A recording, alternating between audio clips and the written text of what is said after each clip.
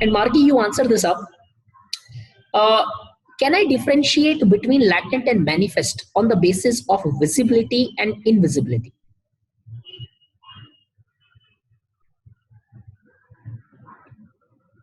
Hello. Yes, sir. I guess manifest functions are largely visible functions. Okay. Whereas latent functions, you need to dig up more bit and you need to understand more dimensions in order to establish if it is a latent function. No, but are those नहीं, हमने suppose establish कर दिया, हम बोल रहे हैं कि वो latent functions की बात करें, तो is it visible or is it not visible? It is visible. हाँ, तो मतलब एक चीज ध्यान रखना, जो जनरल मीनिंग होता है मैनिफेस्ट और लैटेंट का, इसका मतलब ये नहीं है कि एक विजिबल है एक हिडन है। लैटेंट वाला भी दिखाई देगा आपको सोसाइटी में, बट आपको कनेक्शंस बनाने पड़ेंगे बस समझने में। हाँ, इतना you just need to understand that कि आपको थोड़ा सा डिग अप करना पड़ेगा, इंटरप्रेट करना पड़ेगा। सो बट ऐसा नहीं है वो दिखाई नहीं देता सोसाइटी में, दिखाई देता, उसका प्रॉपर इंपैक्ट होता है सोसाइटी में, and it is highly visible. So please never ever anybody write in their answers that we are talking about visible and invisible realities. No, that's not the case. Even all the unanticipated consequences are clearly visible, but only thing is that one needs to understand them. Is the point clear? So Merton highlights that every action largely has both anticipated and unanticipated consequences. Anticipated consequences are those which he calls as manifest functions, where and any particular largely action is manifestedly, aiming at a particular outcome. जो हम एक particular action लेने की कोशिश कर रहे हैं, उसको हम डिटरमाइन करके कि चलो ये इसका कॉन्सिक्वेंस होने वाला है, obviously functional consequences will be looking into that. So अगर मैं एक पर्टिकुलर स्कीम स्टार्ट करता हूं, तो अब वो स्कीम के अंदर कहीं ना कहीं जो उसका ऑब्जेक्टिव है वो मेरा मैनिफेस्ट फंक्शन है कि या इस स्कीम से मैं ये अचीव करना चाहता हूं। तो it's clearly my intention to achieve that particular goal by a particular scheme और बाय ए पर्टिकुलर क्लास और by a particular, the manifest function of this class right now is to make you understand right now this moment is to make you understand anticipated and Archimedes here। ये मेरा manifest है। अब यहाँ पे आपको हो सकता है आपने कोई एग्जांपल कनेक्ट किया और सडनली आपको इस कनेक्शन में दूसरा वाला क्लियर हो गया कोई कॉन्सेप्ट, वो उसका लैटेंट फंक्शन है। जो मेरा गोल नहीं था आपको कहीं जीएच मीड समझाना, लेकिन अगर आप सपोज जीएच मीड समझ जाते हो इससे, तो that is my latent functions, कि इससे इसके कारण मुझे जीएच मीड की अंडरस्टैंडिंग थोड़ी सी बेहतर हो गई। So for example,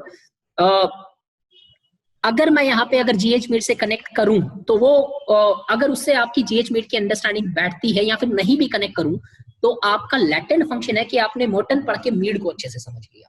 is this point clear? So anticipated consequences are manifest function, जहां पे आप विथ ऑब्जेक्टिव विथ इंटेंशन से वो पर्टिकुलर चीज प्ले करते हो in order to get that outcome. But however Merton says, यहाँ पे कहीं ना कहीं फंक्शनलिस्ट फोकस करता है जो कहीं ना कहीं इंटेंशन वाली बात है कि yes this is what they are looking for. ठीक, Merton says that beside functions, anticipated functions, there also exist unanticipated consequences of any action. So if I'm going for a walk, my manifest function is to largely remain fit, लेकिन उसका latent dysfunction है कि जब मैं walk करता हूं तो I am largely breathing the polluted air, वो मेरा लैटेंट डिसफंक्शन है। ठीक, उसका लैटेंट फंक्शन है कि वॉक करते करते हो सकता है मैं दो तीन बंदों से इंटरेक्ट कर रहा हूं, या फिर अपने काम निपटा रहा हूं फोन पे, या फिर कुछ भी चीज I am just thinking something. ठीक, तो करना मेरा गोल था वॉक, मेरा गोल कहीं भी यही नहीं था कि यार बात करते करते एटलीस्ट पर्टिकुलर एक चीज डिस्कस कर सकते हैं। That becomes my latent functions. Latent dysfunction breathing of polluted air, के वॉक करते करते भी मैं मेरी हेल्थ खराब कर रहा हूं। और नॉन फंक्शंस मेरे लिए नहीं होंगे, लेकिन किसी और के लिए हो सकता है जो मेरी वॉकिंग से कहीं इंपैक्टेड नहीं है। May be my family who is not impacted with my walking, के at the end I am going to reduce my weight or increase my weight, not my family is going to reduce or increase their weight. Very simplistic, आगे जाके detail में example देखते हैं। So introduction में first I only mention कि क्या Merton की study थी और कैसे वो कहीं ना कहीं कॉन्ट्रडिक्शन या क्रिटिकल ओरिएंटेशन में आती है फंक्शनिस्ट की. So according to R K. Merton, every action in the scenario has in the society largely has both anticipated and unanticipated consequences.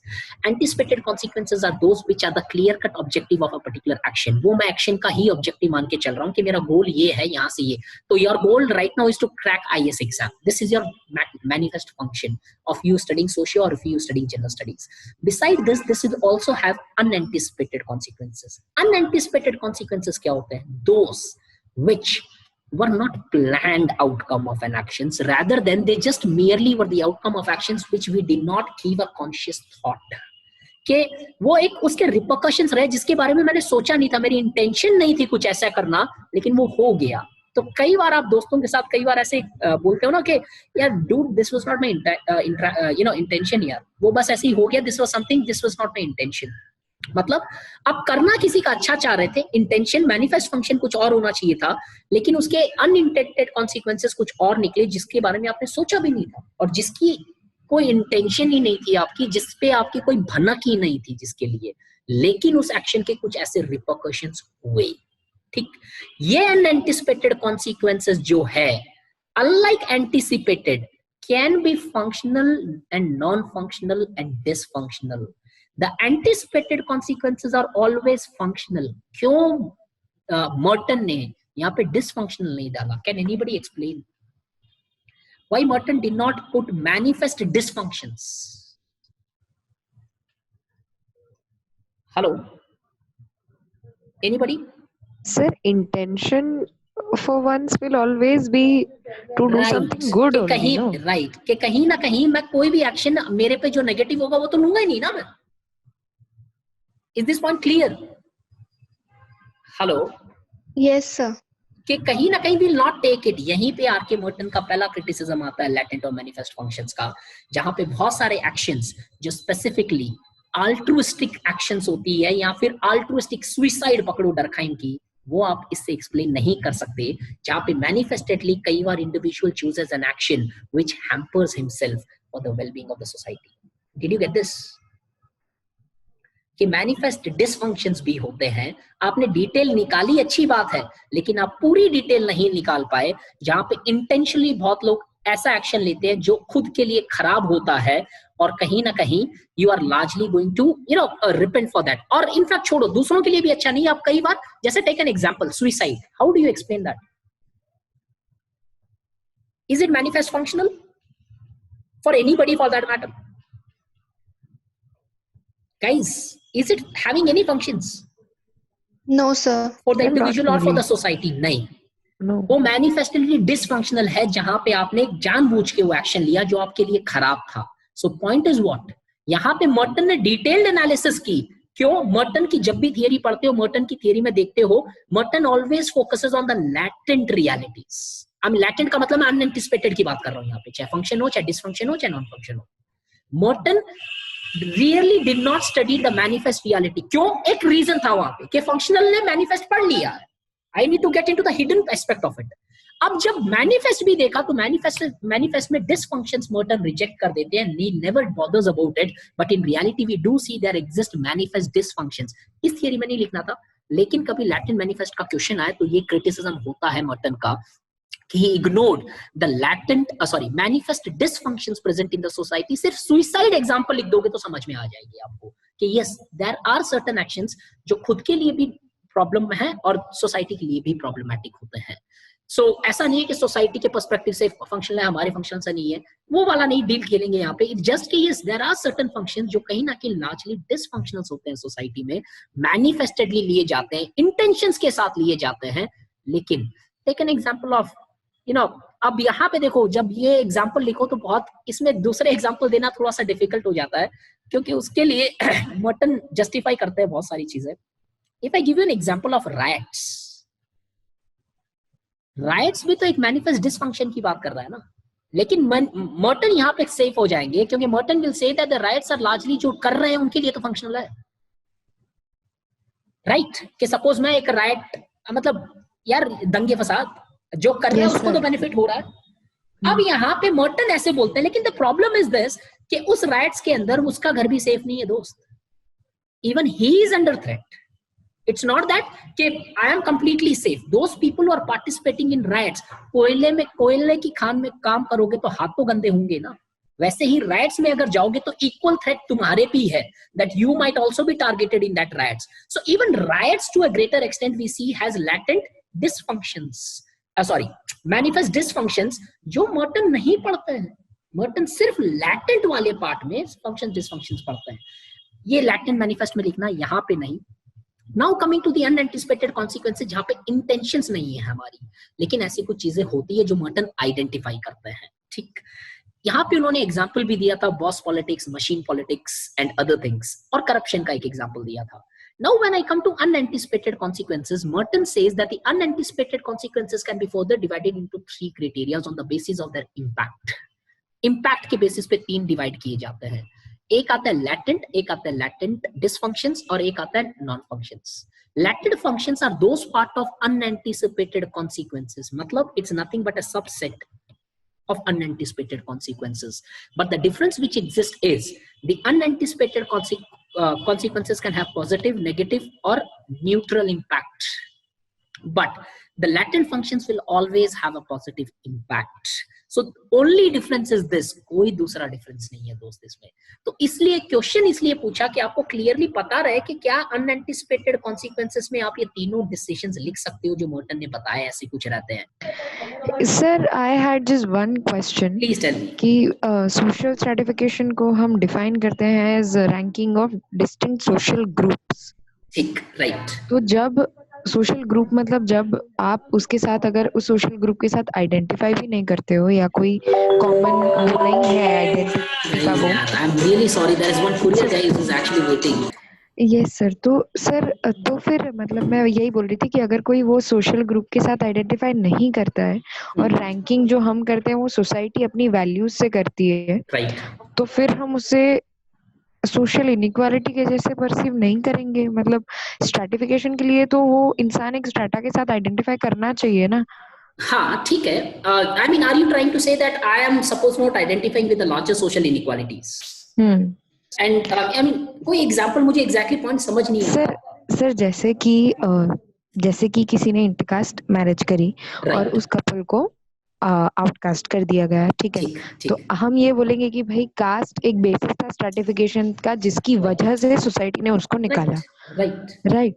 लेकिन ये भी तो एक पॉइंट है ना कि सोशल मतलब वो रीजन उनको निकालने का ये भी था कि उनकी वैल्यूज को रीअफर्म करना चाहते हैं कि नहीं, this is not accepted in society and if you do this you will face results by the society. Yes, तो इसमें मतलब इंडिविजुअल लेवल पे जब हम देखेंगे उस बंदे को आउटकास्ट किया गया because of the caste inequalities present in the society. तो अगर हम सोसाइटी में देखते हैं तो वो इंडिविजुअल, अब मैं देख सकता हूँ कि एक बंदा कास्ट को नहीं मान रहा है, उसके कारण उसको कुछ पर्टिकुलर रिपरकशंस फॉलो करने पड़े।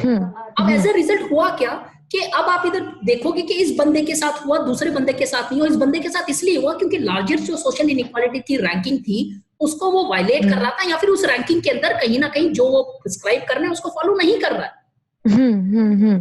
Understand what I am saying is कि ये थोड़ा सा कॉम्प्लिकेटेड है, इनफैक्ट है, और आंसर लिखने में सोचो कितना कॉम्प्लिकेटेड होगा ये। See when we look into social inequalities, कभी भी किसी चीज की इनइक्वालिटीज को, सोशल इनइक्वालिटी होता क्या है? It is nothing but social inequalities are, it largely is a discriminative access towards the resources. कि कहीं ना कहीं people are largely having, unequal access to certain, a pattern होता है जिसके basis पर resources के unequal access होती है। जैसे for example, gender based inequality मानते हैं, तो gender based में हम देखते हैं कि कुछ certain genders है जिनके पास resources की access उतनी नहीं है जितनी दूसरी gender के पास है। ठीक, एक woman, gender is a social inequalities because अब इसको बहुत अलग डिफरेंट लेवल पे लेके जाऊं तो मैंने क्लास में समझाया था एक बार, डिफरेंसेस एग्जिस्ट करते हैं सोसाइटी में, मेन और वुमेन। Yes sir. इस डिफरेंसेस को जब हम सोशल मीनिंग बना देते हैं तब ये जेंडर बन जाता है। कि इस डिफरेंसेस को नॉर्मल डिफरेंसेस के जैसे देखें तो ठीक है, लेकिन जब इन डिफरेंसेस के बेसिस में मैं रैंक करने लग जाऊं तब वो इनइक्वालिटी बन जाती है। Yes sir, yes sir, got it. जब मैं उन्हें रैंक कर रहा हूं तो कहीं ना कहीं I am developing a stratificational system. तो मतलब अगर मेरे पास रैंकिंग नहीं है तो gender is nothing but a difference, it's not a inequality at all. So what I am saying in the entire debate here is that if stratification system does not exist, then at the best what exists is difference, not inequalities. Okay, sir. Clear? So difference होते हैं तो difference के basis पे discrimination नहीं होती है। Difference are just accepted कि हाँ ठीक है, ये ग्लास है, ये सेरामिक है, ये बॉटल है, ये अपनी ग्लास है। तो डिफरेंस पे रैंक नहीं की जाती है, डिफरेंस एक्सेप्ट करते हैं, हाँ तुम डिफरेंट हो मैं डिफरेंट हूं, लेकिन उस तुम और मैं के डिफरेंट के अंदर मैं बोल दूं कि मैं ये ऐसा होने के कारण हायर हूं, तो वहां पे इनइक्वालिटी आ जाती है। और जब मैं हायर रैंक कर देता हूं उस चीज को या प्रिफर कर देता हूं उस चीज को और अदर, तो वहां पे ऑलरेडी एक पैटर्न बन चुका है इनइक्वालिटी। और स्ट्रैटिफिकेशन क्या है? Nothing but a pattern. So social inequality can never exist without a pattern. Take an example, if you look into money power, ध्यान से समझना प्लीज। प्रोटेस्टेंट एथिक्स पढ़ी है? प्रोटेस्टेंट एथिक्स के अंदर कन्फ्यूशियनिज्म आप जाओगे तो कन्फ्यूशियनिज्म के अंदर क्या माना जाता था? पैसा होना बड़ी बात नहीं है, पैसे के ऊपर कोई पोजीशन नहीं है तुम्हारी सोसाइटी में। अब उस सोसाइटी में जाओ, पैसा क्या था? सिर्फ एक डिफरेंस कि someone rich someone is poor, लेकिन उसका स्टेटस उस मनी से नहीं आ रहा था। अरे ठीक है, rich is also okay, poor is also okay, लेकिन मैं बोल दूं वो रिच वाले लोग ज्यादा स्टेटस वाले हैं, तो क्या हुआ? वहां पे इनइक्वालिटी आई। So many times where we see that if a social meaning is attached, it becomes inequality, and when social meaning is attached, it largely leads to the development of a ranking, and when this ranking is present in itself, it indicates a stratificational systems. So without stratification, a money can at the best be a difference between the people. It cannot make them largely have an unequal access to the resources. तो Confucianism में क्या हुआ? Literary education वाले लोग higher status में थे, money वाले कुछ भी नहीं थे। Money were considered. In fact, Confucianism के अंदर clearly बोलते हैं Confucius कि money is the thrift is a practice of commoners. पैसा बचाना commoners का काम है। जो बड़े लोग होते हैं वो डोनेट करते हैं, देते हैं पैसा। तो पैसा उस सोसाइटी में इंपॉर्टेंट था ही नहीं। टेक एन इंडियन सोसाइटी, पैसे हाथ का मैल है, बोलते हैं ना कि is not something important. Caste, पहले की सोसाइटी लूं तो मैं, आज वो नहीं है ऐसा कुछ। पहले की सोसाइटी में it was not money, it was your dedication to the guru, dedication to the society, dedication to the culture, जिसके बेसिस में आपको रैंक मिलती थी सोसाइटी में, बड़े क्षत्रिय या कुछ या राजा महाराजा या जो भी रैंक्स थी वहां पे। पैसे पे नहीं मिलती थी। तो पैसा क्या था? आपके और मेरे बीच का डिफरेंस था सिर्फ। उस डिफरेंस के होने के कारण जब लोग उसे अनइक्वल नहीं मानते थे या फिर डिस्क्रिमिनेट नहीं करते थे उस बेसिस पे, तो एज अ रिजल्ट वो कभी भी सोसाइटी में इक्वालिटी या अनइक्वालिटी नहीं ले पाए। तो when you see if stratification system को पूरी दुनिया से मैं हटा दूं, लेट्स अज्यूम सारे स्ट्रैटिफिकेशन हमने हटा दिए, तो पूरी सोसाइटी में इनइक्वालिटी रहेगी नहीं, सिर्फ डिफरेंसेस बच जाएंगे कि हाइट ज्यादा है, वेट ज्यादा है। लेट्स ये वाला एग्जांपल लेते हैं, हाइट ज्यादा है, हाइट कम है। ट्रेड थियरी ऑफ लीडरशिप आती है एक, जहां पे बोलते हैं कि वो लोग ज्यादा बेटर लीडर होते हैं जिनकी हाइट ज्यादा होती है, और वो लोग लीडर बढ़िया नहीं बनते जिनकी हाइट कम होती है। मतलब हाइट एक डिफरेंस था, कोई लंबा है, कोई कद में, कोई लंबा नहीं है, कोई छोटा है कद में, राइट मार्की? लेकिन जब मैंने उधर ऐड कर दिया कि लंबे अच्छे लीडर हैं, छोटे अच्छे लीडर नहीं है, तो अब लंबों को प्रेफरेंस देने लगे, राइट? और कहीं ना कहीं छोटे डिस्क्रिमिनेट होने लगे, कम हाइट वाले लोग। तो यहां पे इनइक्वालिटी बन गई। इस इनइक्वालिटी बनी कभी अनइक्वालिटी? जब मैंने रैंकिंग कर दी दोनों की। अगर मैं रैंकिंग हटा दूं तो अनइक्वालिटी नहीं थी, वो डिफरेंस थी। Did this point make any sense to you? Yes sir, yes तो सर। यहां पे क्लियरली ध्यान से रखना, कोई भी इनइक्वालिटी एग्जिस्ट नहीं कर सकते एट प्रैक्टिस लेवल पे। थियरी के लेवल पे तो 50 इनइक्वालिटीज एग्जिस्ट करती है जहां पे स्ट्रैटिफिकेशन के बियॉन्ड है, जैसे social exclusion is one, hierarchy is another. 3 type की इनइक्वालिटीज मानी जा सकती है अरेंजमेंट्स, एक स्ट्रैटिफिकेशन, एक हायरार्की, एक सोशल एक्सक्लूजन। ठीक, तीनों इनइक्वालिटी सोशल इनइक्वालिटी की इंडिकेशंस है। अब यहाँ पे बियॉन्ड स्ट्रैटिफिकेशन देखो तो ये 2 टाइप की और इनइक्वालिटीज है, लेकिन प्रैक्टिस लेवल पे जाओगे तो इन तीनों में कोई डिफरेंस नहीं है, रैंकिंग तीनों के अंदर मौजूद है।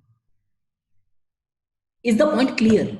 कंक्लूजन इस क्वेश्चन के अंदर प्रूव करना यही चीज कि how we see, introduction start करना with the definition of social inequalities and with the definition of stratification, then you say that from the theoretical perspective, if it is considered that the social inequalities do exist beyond stratifications, as we do see that the concepts like that of hierarchy and social exclusions have become very prevalent in expressing one or the other form of social inequalities present in the societies. But however, when the latent or the hidden realities, or when they are introspected, we do see that any inequality which is present in the society is largely the result of rankings present in the societies, where some traits are largely preferred, like that of caste, class, ethnic, region, etc. And this ranking, this preferences creates a ranking system upon which the people in the societies are evaluated. So when you look from an empirical perspective, the social inequalities found, it is difficult to understand that social inequality can exist without stratifications, because if the stratification does not exist, ranking does not exist, preference does not exist if the ranking does not exist, and when the preference does not exist, then the social inequality does not exist, rather than only the differences exist in these societies. So we see, yes, the social inequality, it is difficult to understand without understanding the stratificational systems present in the society. Take an example of poverty.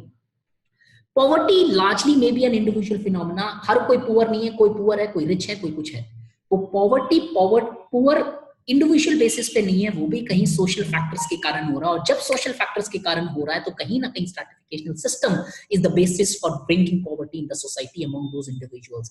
यहाँ पे मैं फिर quote कर रहा हूँ, पहले भी class में किया था quote, in what you call as the C.W. Mill's sociological imagination. Any inequality should be looked from the perspective of society, not from the perspective of individuals. Inequality nahi, any social individual failures should be looked from the perspectives of society. जब हर चीज perspective से देखनी है society के, तो society के perspective में stratification exist करता है, individual inequalities उस चीज का manifestation होती है, nothing more. So I cannot be considered as, take an example, मैं ब्राह्मण हूँ, मैं यूनाइटेड स्टेट्स में जाऊं, तो ब्राह्मण्स के बेसिस पे मेरा प्रेफरेंस नहीं देखा जाएगा. तो आई कैन क्लियरली से कि कहीं ना कहीं स्ट्रैटिफिकेशनल कास्ट सिस्टम है नहीं वहां पे, इसलिए ब्राह्मण्स या दलित वहां पे फर्क नहीं पड़ रहा.